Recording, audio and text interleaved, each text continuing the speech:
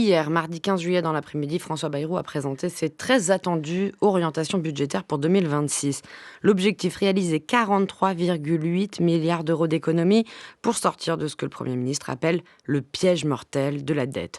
Pour se faire une année blanche, le gel des dépenses de l'État ou encore la suppression de 2 jours fériés. Que retenir de ces annonces et quelles en sont les conséquences sur l'économie et nos vies? On en parle avec 2 invités ce matin. Bonjour Clara Léonard. Bonjour, je vous remercie pour cette invitation. Et merci à vous d'être là ce matin. Vous êtes directrice générale de l'Institut Avant-Garde, docteur en économie. Et juste en face de vous, en studio, Mathieu Plane. Bonjour. Bonjour. Merci d'être là. Vous êtes économiste et directeur adjoint à l'OFCE, enseignant à Sciences Po et à la Sorbonne. Alors, on s'attendait à 40 milliards d'euros d'annonces pour boucler le budget 2026, qui était déjà considérable. Et puis finalement, François Bayrou annonce 43,8 milliards d'euros d'économies. Pourquoi? Alors, c'est Mathieu assez Plane. simple. Oui. En fait, les 40, on est passé de 40 à, on va dire, pratiquement 44, de façon assez rapide et de façon assez simple. En réalité, c'est parce que le président de la République a annoncé entre-temps une augmentation significative du budget de la défense, de 3,5 milliards supplémentaires, qu'il va falloir compenser si on veut tenir les objectifs budgétaires. Et donc, les 40 se sont transformés quelque part en 44 milliards pour cette raison-là, ce qui va rendre effectivement l'ajustement budgétaire, ou en tout cas les économies à trouver, encore plus, plus ambitieuses, ou en tout cas plus délicates. Clara Léonard. Alors, si on revient sur ces 40 milliards, il faut déjà préciser que c'était une manière originale de présenter les efforts à effectuer parce qu'en fait, d'habitude, traditionnellement, on compare le déficit au déficit de l'année précédente. Là, en fait, les 40 milliards, c'est l'écart entre le déficit visé, donc 4,6%, et ce qu'on appelle le tendanciel, c'est-à-dire le déficit prévisible en prolongeant les tendances actuelles. Donc, si on avait choisi une présentation traditionnelle, ce serait un ajustement autour de 25 milliards. C'est un choix qui est moins transparent que les mesures traditionnelles, mais qui est très politique parce qu'il permet d'afficher un montant très important et ça va de pair avec une rhétorique qui a été très marquée pendant le discours d'hier. On parle de danger mortel de la dette, d'Himalaya devant nous, etc. Donc c'est pour ça qu'on a ce chiffre qui est mis en avant. Vous partagez, Mathieu Plane, c'est vrai qu'on entend de plus en plus cette critique du fait qu'en fait c'est comme un fétiche politique, un objet politique monté, mais qui n'a pas forcément une réalité ensuite d'un point de vue des finances publiques. Alors, on ne peut pas dire non plus que les finances publiques soient en bonne situation. C'est-à-dire qu'après, tendance à effectivement aggraver peut-être la situation. On a vite eu une comparaison avec la Grèce en disant attention, la menace c'est effectivement la falaise, le cas grec, avec derrière l'idée qu'on perdrait le contrôle de notre souveraineté financière et qu'on ne pourrait plus se refinancer derrière, c'est tout ça. Et donc on voit le cas grec est quand même un peu dans toutes les mémoires, comme c'est assez récent. Mais c'est vrai qu'on en est quand même assez loin d'un point de vue structurel. Mais il faut dire que la situation budgétaire est quand même un peu délicate en France, parce qu'on est avec un déficit qui est proche de 6% du PIB. On est quand même très éloigné de la moyenne de la zone euro. C'est un peu inédit parce qu'on est quand même les plus mauvais élèves. Et surtout, on fait face à une crise budgétaire, mais qui est plutôt française et pas européenne, ce qui n'était pas le cas d'il y a de la décennie 2010. Et deuxièmement, elle est quand même couplée à une crise politique. Et à mon avis, c'est ça qui est très embêtant, c'est que vous avez un budget qui est annoncé, on dit 43,8 milliards, mais à la fin, on ne sait pas du tout ce qui va rester de ce budget. Et donc, effectivement, c'est quoi la sortie de tout ça? Donc, c'est quoi le redressement des comptes publics et la stratégie qu'on va avoir jusqu'à 2029? Parce que finalement, François Bayrou nous présente un budget, un programme jusqu'à 2029. Or, on sait que potentiellement, ce budget peut être censuré dans 2 mois. Donc, c'est là, en fait, l'inquiétude, c'est de dire, effectivement, cette crise budgétaire est couplée à une crise politique et donc on ne voit pas tellement la sortie de tout ça. Allez-y, Clara Léonard. Je suis tout à fait d'accord avec ce qui a été dit. Je trouve que la comparaison avec la Grèce est un peu excessive. Si on pense à la Grèce, on pense tout de suite à la crise de la dette grecque. Et à l'époque, on avait quand même des taux d'intérêt qui étaient à plus de 30%. Voilà, là, aujourd'hui, la France, à 10 ans, qui est le taux de référence, se finance à 3,4%. C'est moins que le Royaume-Uni, par exemple, qui est à 4,6%. Donc, il y a certes des efforts à faire, mais vraiment sur le long terme, dans la durée, avec des économies qui sont difficiles à faire étant donné la situation politique, mais on n'est pas du tout au bord de la faillite. Voilà, On va l'écouter, si vous le voulez bien, Ouais. cet extrait de François Bayrou dans son discours hier avenue de Ségur, une antenne de Matignon. Et comme ça, vous nous direz pourquoi, selon vous, il dramatise ou pas. Et je pense qu'il ne faut jamais oublier l'histoire de la Grèce, ou l'exemple de la Grèce. Le Premier ministre d'alors s'appelait Alexis Tsipras. Il était à la tête d'une coalition qui s'appelait Syriza, de gauche et d'extrême gauche. Et pour éviter cet obstacle, il a convoqué un référendum du peuple grec pour que son pays dise non et que, officiellement, son pays derrière lui refuse les conditions de redressement qui lui étaient faites par l'Union européenne et le FMI. Ce référendum pour dire non, Alexis Tsipras l'a gagné très largement le dimanche, et le jeudi, 4 jours après, il a été obligé de signer tout ce qu'on lui demandait, tout ce qu'il avait juré de ne jamais accepter. Et le peuple grec, l'État grec, ont dû consentir des sacrifices immenses. Ils ont dû baisser de 30% les retraites et de 15% le salaire des fonctionnaires. Et c'est exactement ce que nous ne voulons pas. François Bayrou, hier, dans son discours intitulé « Le moment de vérité ». Alors, si j'ai bien compris, Clara Léonard et Mathieu Plane, vous êtes d'accord pour dire qu'il ne faut pas être trop alarmiste, qu'on n'en est pas là, c'est-à-dire en 2008-2010, quand le FMI débarquait à Athènes? Non, j'ai dit heureusement qu'on n'en est pas là, mais vraiment heureusement. D'ailleurs, j'allais dire le juge de paix, si on peut penser là que c'est les marchés, les taux d'intérêt n'ont pas bougé du tout. Alors, on a depuis la dissolution, ce qu'on appelle une prime de risque un peu plus élevée qu'il y a un an, mais pour le moment, il n'y a pas du tout de dérive. Et heureusement, parce que la situation économique française, elle n'est pas radicalement différente aujourd'hui d'il y a un an. La question, une fois de plus, c'est la trajectoire qu'on peut avoir sur les prochaines années. Et j'allais dire, ce qui inquiète ou qui ouvre des incertitudes fortes, c'est aussi la crise politique et la possibilité de redresser effectivement ces comptes publics de façon équilibrée. Si jamais on était la Grèce, on ne pourrait pas écarter des hausses de fiscalité, par exemple.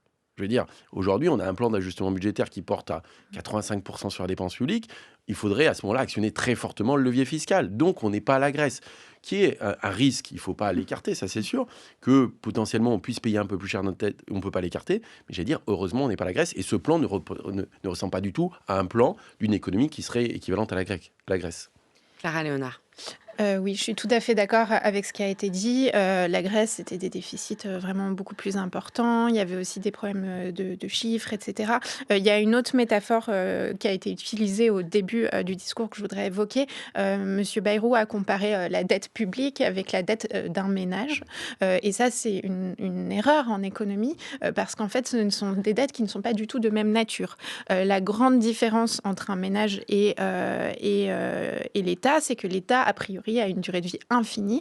Donc, son objectif n'est pas tant de rembourser toute sa dette que de la rouler, c'est-à-dire se refinancer à des taux d'intérêt qui restent raisonnables pour ne pas qu'elle explose et qu'elle fasse faillite. Et la dette publique et les dettes souveraines sont des éléments financiers, des produits financiers qui sont essentiels pour le système financier international. Il a utilisé beaucoup de comparaisons hier, François Bayrou, dans son discours, puisqu'il a aussi comparé la situation française à la situation allemande. Ça, c'est peut-être un peu plus classique, mais il faut quand même bien dire qu'on est le mauvais élève de la zone euro sur le déficit, 5,8% du PIB.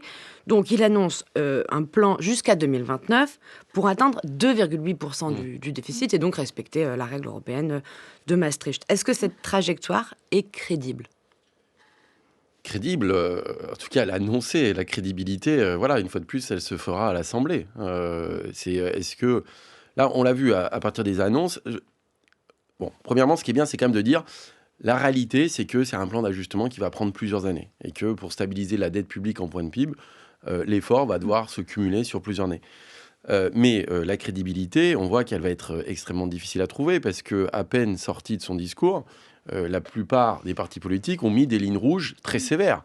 Et donc, ce plan de 44 milliards ne sera pas du tout ça à la fin. Ou en tout cas, si jamais il est exposé comme ça à l'Assemblée, il sera immédiatement censuré. Donc la question, c'est qu'est-ce qui va rester de tout ça, au fond, et quelle est la stratégie de moyen terme ? Moi, je pense que c'est ça qui peut inquiéter un peu les investisseurs ou les marchés, c'est de dire, en fait, c'est quoi la stratégie de moyen terme de la France d'un point de vue économique, budgétaire, des questions sur la transition, de la réindustrialisation, etc. Parce qu'on voit qu'il y a quand même un blocage politique fort. Et j'allais dire, tous les scénarios, du coup, sont possibles suite à ça. Alors justement, sans faire de politique fiction, mais c'est vrai que là, le Parlement est fermé, les députés Mm. sont en vacances, c'est presque un peu cocasse d'ailleurs, Mm. vu les efforts demandés, mais ça, c'est une parenthèse. Euh, le Rassemblement national, la France insoumise et le Parti socialiste ont annoncé qu'ils censureraient probablement, même presque certainement, ce budget à l'automne. Que se passerait-il d'un point de vue budgétaire si François Bayrou tombait sur ce budget 2026, comme c'est déjà arrivé à Michel Barnier pour le budget 2025? On rentrerait à nouveau dans le même type de séquence avec, potentiellement, voilà, la nécessité de renommer un premier ministre, un gouvernement et cetera. Sachant que, voilà, il y a toujours, cette idée qu'il faut que le budget, soit défini avant décembre, sinon on doit avoir recours à des lois, spéciales.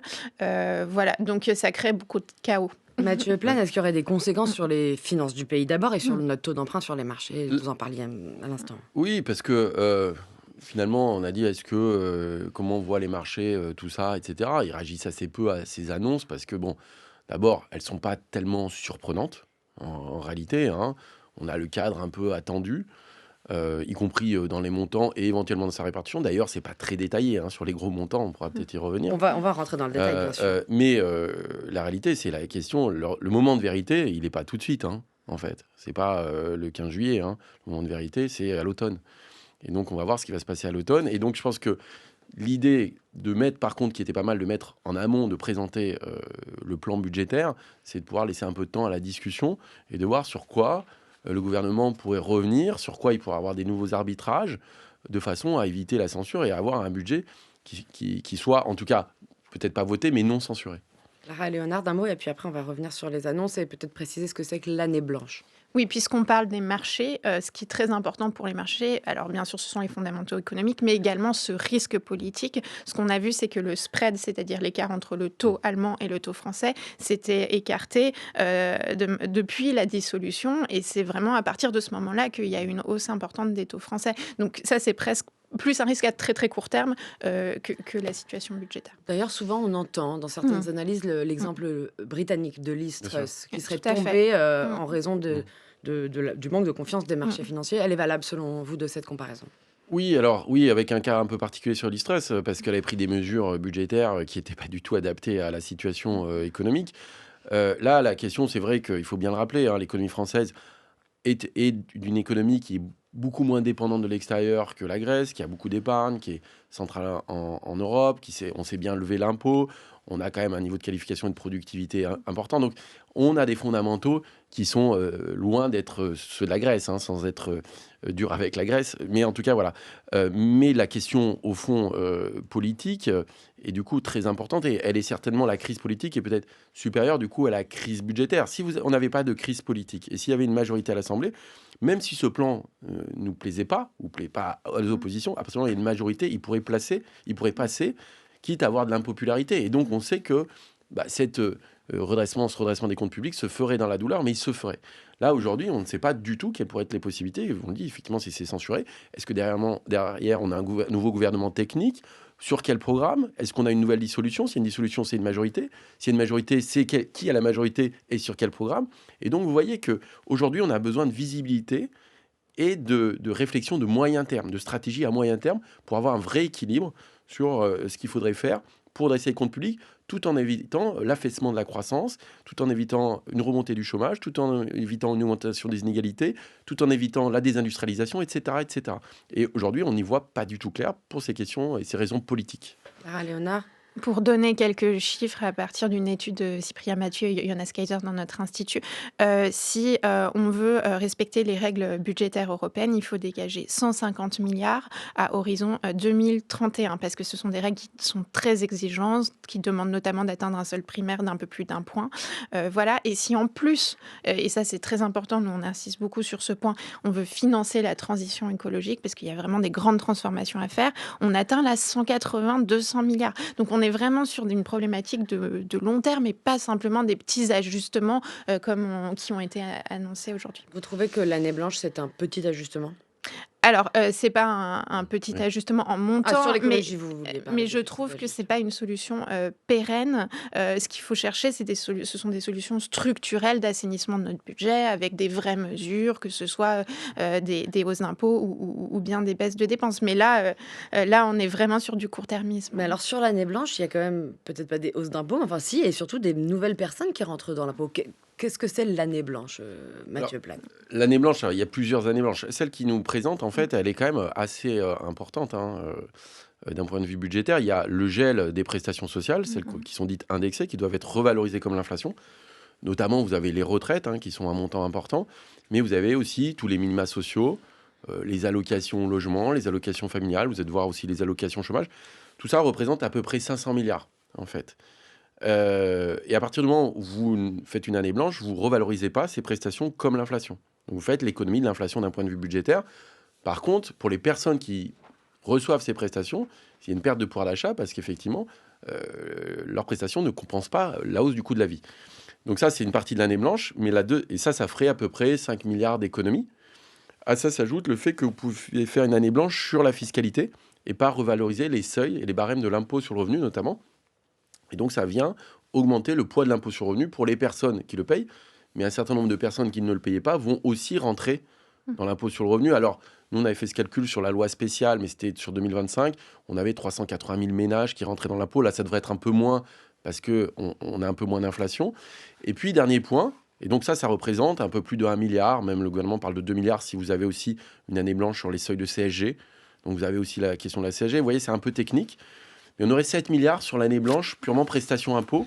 Et en fait, pour moi, l'année blanche, elle va être plutôt autour de 17 milliards. Parce que derrière, le gel des dépenses en valeur de l'État hors défense, en fait, ça revient à une année blanche sur le budget de l'État hors défense. C'est-à-dire que vous gelez le budget en valeur des ministères en dehors de la défense. Et ça fait 10 milliards.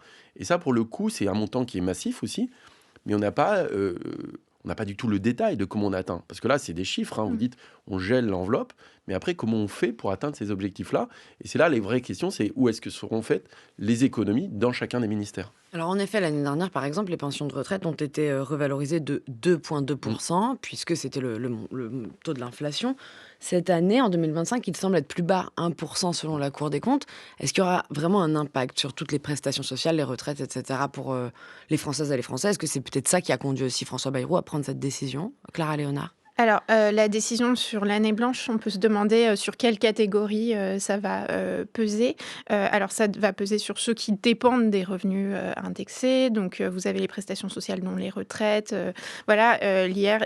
Ce sont les 2 premiers déciles, qui devraient en pâtir, le plus. Ça, c'est Heu sur l'impôt sur le revenu. Voilà. Alors sur l'ensemble, en fait, des De la mesures de population. l'année blanche. Voilà. Donc l'année blanche a des effets, régressifs, donc une perte de 0,7 à 0,25% du niveau de vie, selon l'IPP. Et les premiers déciles perdent le plus car l'effet du gel du barème de l'IR, qui pèse plus sur les riches, n'est pas compensé par les effets très régressifs, du gel, des prestations sociales. Alors on est quand même dans un contexte où il y a l'INSEE, qui vient de publier des chiffres sur la pauvreté qui étaient voilà, effarants, au plus haut depuis 30 ans. Il y a 650 000 personnes qui ont basculé dans la pauvreté en une année. Voilà, on peut un peu se demander si c'est vraiment le bon moment pour annoncer ce type de gel. Oui, Mathieu je Plane? pense que là-dessus, c'est important, hein, sur cette année blanche. Il faut savoir que tout ce qui est prestations sociales qui sont hors retraite, en fait, sont très concentrés sur les bas revenus. En fait, c'est les minima sociaux, c'est les allocations logement, c'est les allocations familiales. Alors, à partir du moment où vous gelez ce type de prestations, effectivement, les effets les plus négatifs, en pourcentage du niveau de vie, c'est sur les plus modestes. Donc, effectivement, quand on voit une année blanche, on pense que c'est assez égalitaire en disant, en fait, on gèle, mais en fait, c'est assez inégalitaire, même c'est très inégalitaire, parce que c'est les plus modestes et le bas de la classe moyenne qui va être le plus affecté, hein, en réalité, par cette année blanche. Ce qui est d'ailleurs une des critiques fortes de ce budget, c'est qu'en fait, il est inégalitaire. C'est un budget où, effectivement, c'est plutôt les retraités, les modestes, les fonctionnaires qui vont être mis à contribution, et finalement, assez peu les grosses entreprises ou les très gros patrimoines. Oui, Vous, c'est vous ça. partagez, Clara Léonard, alors que François Bayrou avait prévenu, il voulait que tout le monde contribue. C'est ça, ça a été présenté comme des mesures, des grandes mesures transversales. Tout le monde doit faire un effort, mais ce qu'on voit, c'est que ce n'est pas du tout le cas et que ça pèse essentiellement voilà, sur les plus pauvres et pas sur les grandes entreprises et les plus fortunées. Il y a pourtant cette contribution spéciale pour les hauts revenus, Mathieu Plane, Oui. vous avez plus de détails, vous, peut-être? Oui, alors pour le moment,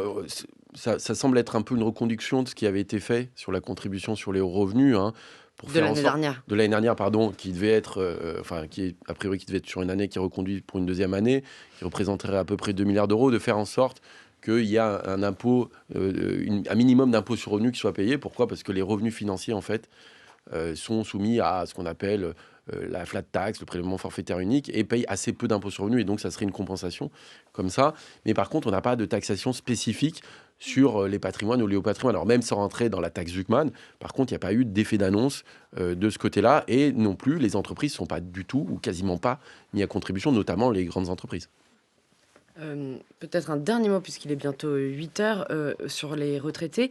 On a vu aussi cette mesure qui est un vieux serpent de mer, c'est-à-dire de supprimer les fameux 10% d'abattement fiscal sur les pensions de retraite, enfin sur le revenu des retraités, pour le remplacer par une forme de prime voilà, de 2 000 euros à retirer de son impôt sur le revenu. Là, c'est censé valoriser, Oui. aider quand même plus les petites retraites Oui, que les c'est- plus grosses. Moi, je pense que c'est plutôt une bonne mesure, hein. C'est-à-dire que en fait, c'est pas effectivement une suppression pure et dure, hein, de cette niche fiscale pour frais professionnels de 10% pour les retraités, qui représentait quand même 5 milliards. Et du coup, ça redistribue quand même un peu parce que vous faites un forfait à 2 000 euros. Et donc, c'est plutôt avantageux pour, on va dire, les retraités du bas de la classe moyenne, voire une partie de la classe moyenne. Et par contre, ça sera plus coûteux. Enfin, en tout cas, les retraités plus aisés vont payer plus. Donc, c'est assez redistributif. Et en même temps, il y a peut-être un petit gain budgétaire. Merci beaucoup Mathieu Plane, économiste et directeur adjoint à l'OFCE. Vous restez avec nous, tout comme vous Clara Léonard, directrice générale de l'Institut Avant-Garde Docteur en économie. On va continuer à décrypter les annonces, puisqu'elles sont très nombreuses, de François Bayrou. France Culture, il est 8 heures. 7h-9h, les matins d'été, Astrid de Vilaine. C'est le sujet de sa vie politique, la réduction de la dette publique, thème principal de sa campagne présidentielle en 2007. Alors, près de 2 décennies plus tard, quand François Bayrou annonce un plan massif au pays, le Premier ministre ne peut s'empêcher d'y voir un signe du destin. Combien peut rapporter cette année blanche décidée pour reconstruire le budget de l'an dernier sans tenir compte de l'inflation que ses oppositions décrivent déjà pour certaines comme une année noire pour les services publics ou les travailleurs?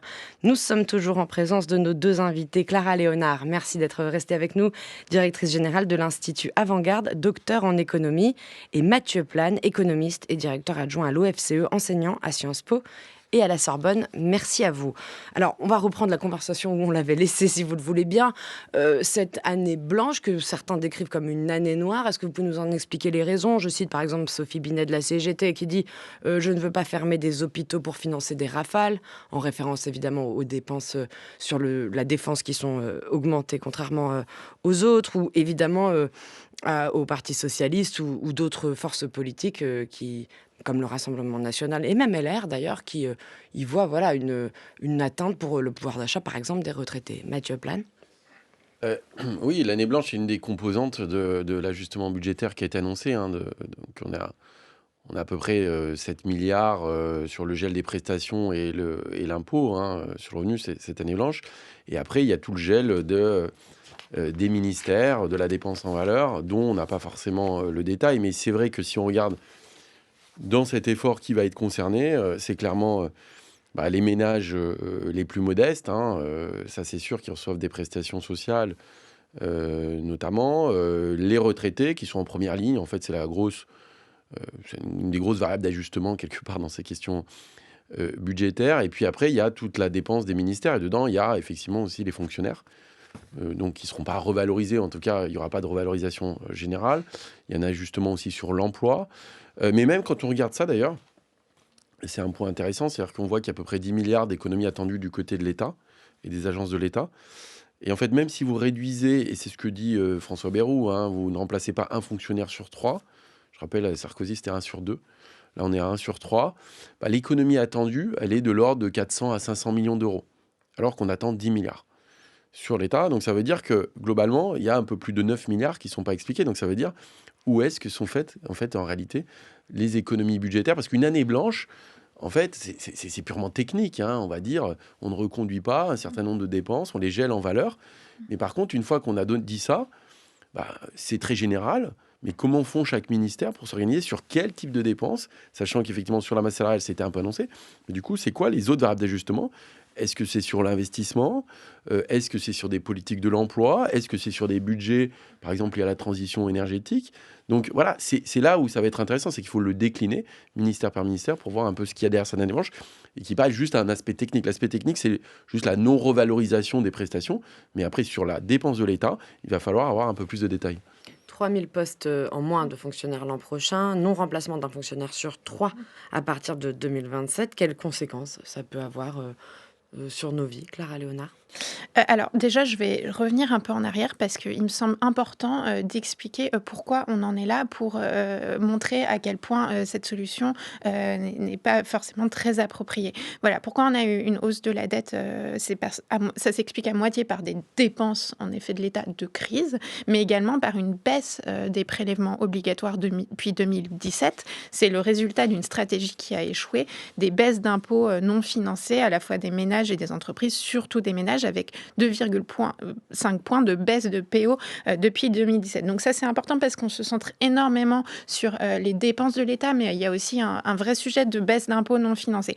Alors, si on regarde ce budget qui se veut transversal, etc., il y a des vrais choix qui sont faits en réalité. Donc, on a privilégié la défense, mais il y a beaucoup de sacrifices sur des dépenses d'avenir. Dans le PLF 2025, il y avait une baisse de 1 milliard dans la recherche, il y avait la réduction des crédits pour l'écologie, aucune mesure de rattrapage sur l'éducation, alors que depuis 20 ans, la dépense par élève ou étudiant baisse en France, qui accentue le retard de formation. Voilà, donc ça, c'était les orientations de 2025. On peut se dire que ça va être les mêmes orientations. Est-ce qu'il y a, à part la défense dont on a beaucoup parlé, des ministères qui ne seront pas touchés parce qu'ils ont eu des lois de programmation? On peut penser par exemple au régalien, l'intérieur, la justice.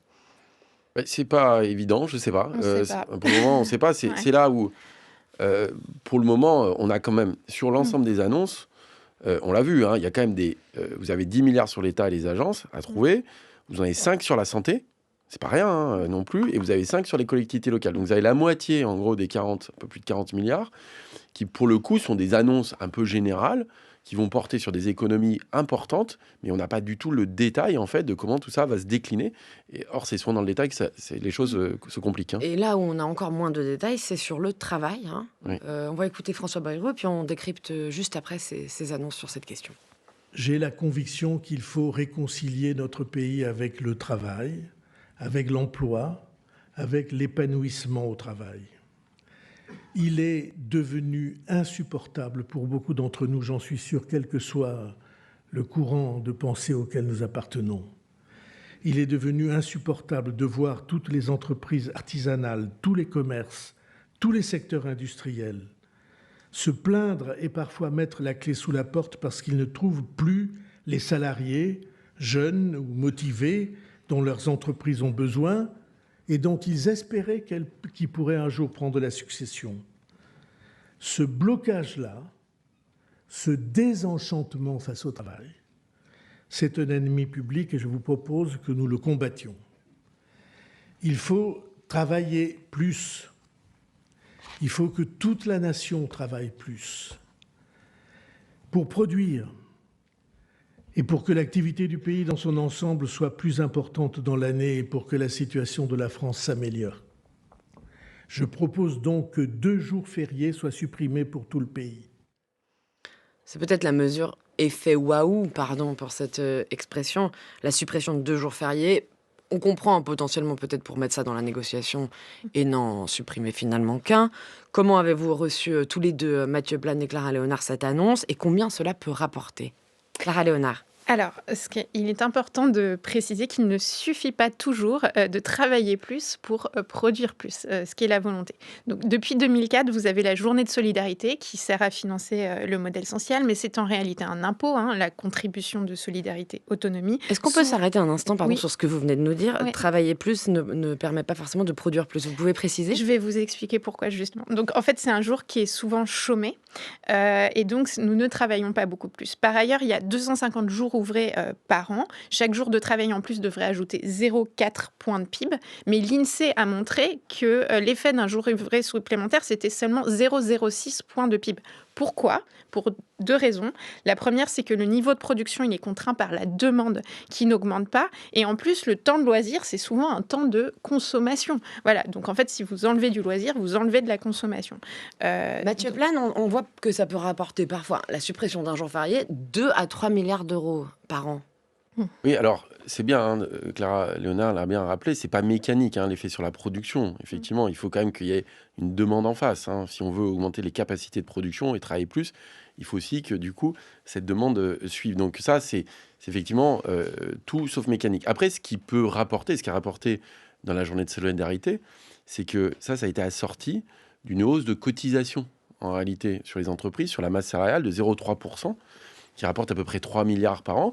Et donc, l'idée derrière, c'était de dire, on prélève un peu plus sur les entreprises à travers une cotisation sur la masse salariale, mais vous, entreprise, vous pouvez faire travailler vos salariés un jour de plus sans les rémunérer, en fait. Et donc, à la fin, si les salariés travaillent un jour de plus sans être rémunérés, en fait, c'est les salariés qui portent l'effort. Et du coup, les entreprises payent la cotisation. Si les entreprises font cadeau de ce jour-là, c'est elles qui payent pour le coup. Donc c'est en fait savoir quelle va être la répartition de cet équilibre. Et ce qui est bizarre dans le discours de François Bayrou là-dessus, il y a 2 choses. La première, c'est qu'il ne dit pas travailler plus pour gagner plus. Donc est-ce que ces 2 jours travaillés en plus donnent lieu à une rémunération supplémentaire ou est-ce que c'est travailler plus pour gagner pareil? C'est quand même pas la même chose. Et deuxième chose, est-ce que c'est assorti d'une hausse de cotisation pour des questions budgétaires? Parce que la finalité derrière tout ça, c'est quand même que ça rapporte de l'argent. Clara Léonard? Oui, moi je pense qu'il y a d'autres solutions si on est dans une logique si on veut insister sur le travail, il faut plutôt investir justement dans la politique industrielle verte française pour soutenir des nouveaux secteurs. On va faire face à une réorganisation massive avec une destruction de secteurs bruns et puis la potentielle montée en puissance de secteurs verts. Vous allez avoir beaucoup de gens qui vont perdre leur emploi parce qu'il va y avoir ces secteurs bruns qui vont disparaître et il faut les aider à revenir au travail. Et c'est en nourrissant ce tissu productif-là et en pensant les grandes transformations que là, on va bénéficier du travail. Et justement, vous l'avez sans doute entendu, François Bayrou, le Premier ministre, a cité, tout en le critiquant, le fameux rapport sénatorial qui chiffre à 211 milliards d'euros par an le montant des aides de l'État aux entreprises. Alors, tout confondu. Hein.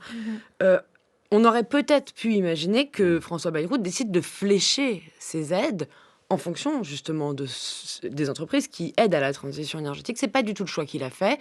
Il décide, lui, de proposer une sorte de choc de simplification aux entreprises. Elles vont devoir y réfléchir cet été et envoyer des propositions. Et celles qui auront eu le droit à cette simplification de normes, où vous allez nous dire ce que François Bayrou a derrière la tête, pourront continuer à conserver ces aides, hein, Mathieu Plane. Oui, alors, bon, le fléchage, c'est toujours quelque chose d'assez compliqué, mais on va pas rentrer dans ce détail-là. Ce qui est assez surprenant, c'est que, bon, d'ailleurs, c'est aussi un rapport de la Cour des comptes hein, qui montre que, globalement, quand on regarde les exonérations de cotisations sociales, hein, qui sont les grosses mesures fiscales de la politique d'offre depuis un peu plus de 10 ans, sont passées de l'ordre de 20 milliards en 2013-2014. Aujourd'hui, on est autour de 80 milliards. C'est-à-dire que, du coup, ça a été multiplié par 4, hein, c'est la Cour des comptes. Et donc, effectivement, on a une forme d'inflation assez forte à travers la politique de l'offre qui vise à réduire la fiscalité sur les entreprises pour des gains qui, des fois, sont contestables. En réalité, c'est plutôt ça, parce qu'on voit bien qu'on a quand même, malgré tout, une problématique d'industrialisation. On n'a quand même pas rétabli complètement notre déficit commercial. On a des questions sur les qualités d'emploi qui peuvent être créées, qui sont plutôt des emplois autour du SMIC par ces mécanismes-là. Donc, c'était aussi l'occasion de repenser la politique d'offre pour moi. Et or, on rentre toujours dans cette mécanique de compétitivité, de politique fiscale, de dire le travailler plus, on supprime des jours fériés, sans réfléchir en fait à l'investissement, l'innovation, la montée en gamme, la réindustrialisation, qui sont des enjeux qui vont bien au-delà. Et donc, on a un programme en fait qui est purement budgétaire et un peu fiscal et qui oublie de savoir comment on fait mieux contribuer les entreprises au redressement des comptes publics, tout en maintenant l'investissement, tout en améliorant effectivement notre tissu productif. Et ça manque quand même fortement, je trouve. Clara Léonard, est-ce que ce budget peut avoir finalement un effet récessif, qui ne serait pas du tout ce que souhaite François Bayrou à l'entendre? Alors oui, tout à fait. C'est vrai qu'il pourrait y avoir un effet croissance, une croissance qui est déjà vraiment faible. La prévision, c'est 0,7%.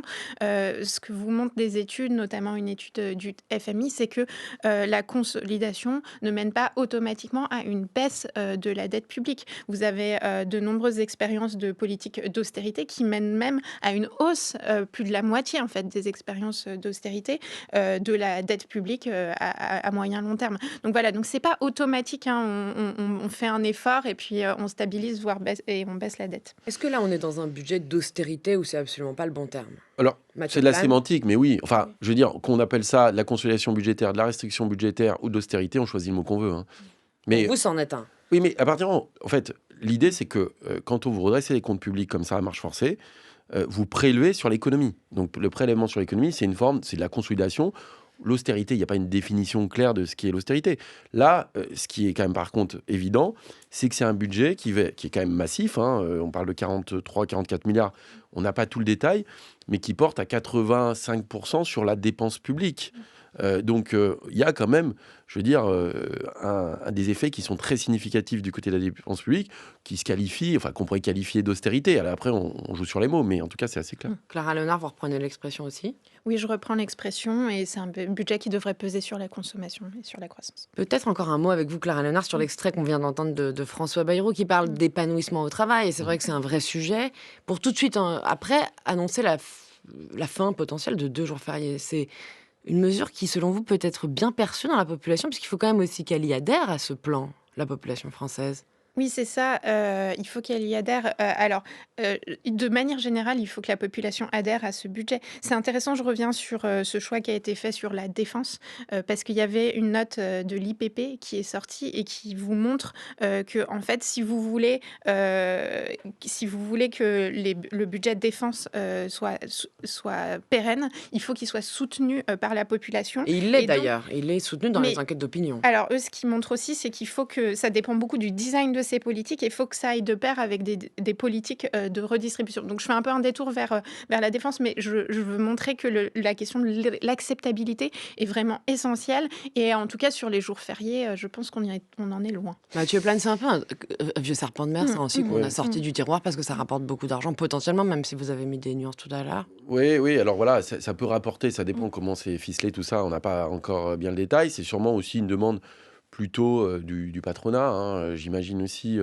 effectivement, de supprimer ces 2 jours fériés. C'est vrai que sur l'adhésion des actifs, elle risque de ne pas être très forte, hein, c'est sûr, surtout qu'elle est quand même couplée à la réforme des retraites qui demande déjà de travailler plus tout au long de la vie. Donc en fait, c'est une mini réforme des retraites supplémentaire parce que vous allez travailler 2 jours de plus par an sur toute votre durée de vie active. Donc à la fin, ça vous fait 80-90 jours de plus. Ça fait presque 3 à 4 mois supplémentaires sur l'ensemble d'une vie active. Et la question, c'est est-ce que ça, c'est valorisé? Et comment on fait? Parce qu'on a beaucoup parlé de dire il faut revaloriser le travail. Oui. Mais donc c'est important de dire, si vous revalorisez le travail, alors à ce moment-là, vous supprimez les jours fériés, mais il faut payer plus aussi.